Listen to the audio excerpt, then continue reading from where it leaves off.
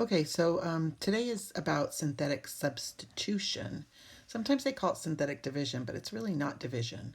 Remember yesterday we went over synthetic division in place of long division, but this is really synthetic substitution. But I know in our textbook it says evaluate using synthetic division.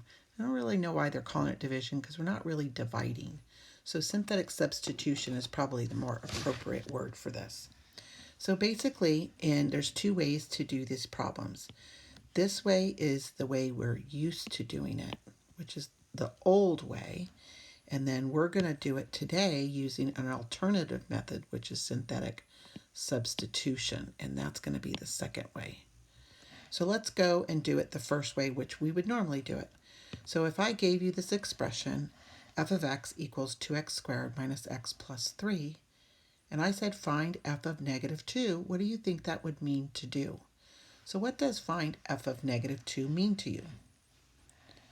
And if you said, oh, don't we just plug that in? You're right. So if I can quit grabbing the wrong tool. So you would just plug in 2 times x squared minus x plus 3. And then we're going to plug in negative 2 where all the x's were. And then we're just going to do PEMDAS and do order of operations and evaluate. So that gives us 2 times, remember, negative 2 squared is negative 2 times negative 2, which is 4. And then subtract the negative is plus 2. Right, we're doing PEMDAS, and then 8 plus 2 plus 3, it turns out to be 8 plus 5, which is 13. So notice that we get, as an output, 13. So we can say that when you plug in negative 2 into the f function, you will get 13 out, right? That's what that notation means. So synthetic substitution is like synthetic division, but we're not actually dividing. So we're going to do the backwards L, and we're going to put negative 2. We're going to put negative 2 in the little cubby hole, right? You're not going to put positive 2. So when you're actually finding the, when you're plugging in a number into the function, it's not going to be positive 2. It's actually going to be negative 2. Exactly what you're plugging in goes in that little backwards L. And then we're going to use the coefficients and any fillers. Don't forget, if you have any fillers that are missing, you need to have them. So what do we mean by fillers? You might want to go back to one of the older videos. So here we have an x squared, we have an x to the first power, and we have a constant. So this one we don't need any fillers. So we're good on our fillers, but you want to make sure that you're looking for those fillers.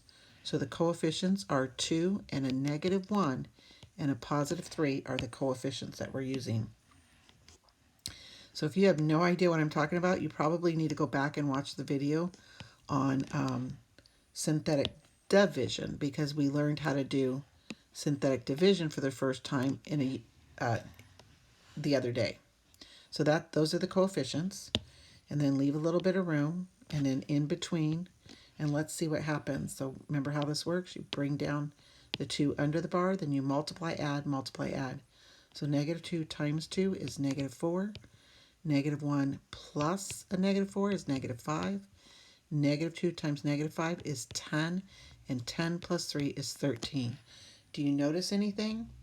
Let's come back over here. What did we notice that we got as our answer when we did it the old-fashioned way and just plugged and chugged? And what do you notice about the remainder? Oh my goodness. So you mean to tell me that if we use synthetic substitution, the remainder will actually be what it equals if you were to plug it in? Yes. So I don't want you just to circle that. I want you to emphasize that if you plug negative 2 into your function, you would get 13 out. So it tells you what you're going to get out. So again, we could create a t-table if we wanted to. We could say if you plug negative 2 into the function, you get 13 out. And then we could graph that coordinate if we wanted to. So we're just emphasizing that instead of doing it the old-fashioned way, we could use synthetic substitution instead. Just trying to point that out and what it means. Okay, so let's look at example 2. So example 2, doesn't this mean if you do it the old way that you would plug in x squared plus 2 times x, and we're plugging in negative 6, And negative 6 times negative 6 is 36. And doesn't that give you a positive 24? So when you plug in negative 6 into the H machine, don't you get positive 24 out of the machine? Isn't that what that means? Input, output. And over here, we could actually do the same problem. Notice it's the same problem, but we could use the technique of synthetic substitution. So remember, we're going to put a backwards L, and negative 6 is going to go into that backwards L. So it's exactly what you're asked to plug in for X is what you're putting in the backwards L. And then notice that we have no constant. So you do need a filler because there is no constant. So you do need a filler. And remember, our coefficients are 1 and 2, and then we need a filler for the 0 that there's no constant. So 1 and 2 and 0 are my coefficients. And what should happen? Right? What should the remainder be? It better be 24 because that's what we got over here. Right? So bring down the first digit under the bar and then multiply, add, multiply, add. Negative 6 times 1 is negative 6. And then when you add, you get negative 4. Negative 6 times negative 4 is positive 24.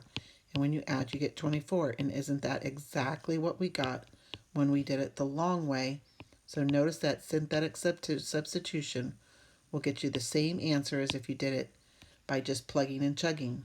Don't forget to rewrite your answer as h of negative 6, which means when you plug negative 6 into the h function, you get 24 out. I want you to rewrite the problem and emphasize its meaning.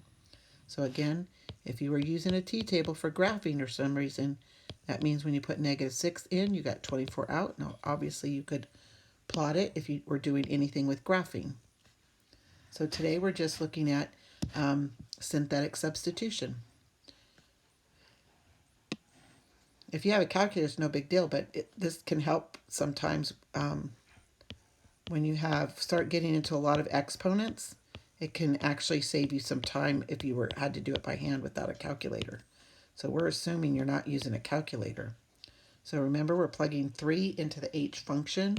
So this means 3 to the 4th power is 3 times 3 times 3 times 3, which is 9 times 9, so that's 81, and then we still have that negative sitting out there. So remember, only the 3. So just to emphasize, only the x was being raised to the 4th power, not the negative. Right, so that negative sitting outside. And then 3 squared is 9, and then 9 times 2 is 18. And then I'm gonna add these two together and make that negative 85 plus 18. And I know my answer is negative because I have more negatives, but I'm not really sure how much more.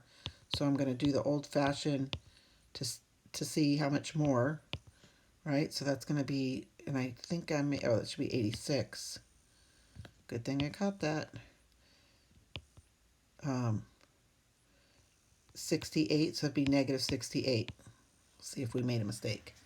So when you plug in h of 3, it appears as though 68 comes out. Right? That's your x and your y. So let's check it out. So do we need any fillers? And what are we going to put in the little cubby hole? Are we going to put negative 3 or positive 3? Negative 3 or positive 3? Positive 3. We put exactly what we're plugging in. Exactly the same number that we're plugging in. And then what about fillers? Do we need any fillers? Well, we have an x to the 4th power and we have an x squared. Aren't we missing an x to the 3rd power? And aren't we missing an x to the 1st power?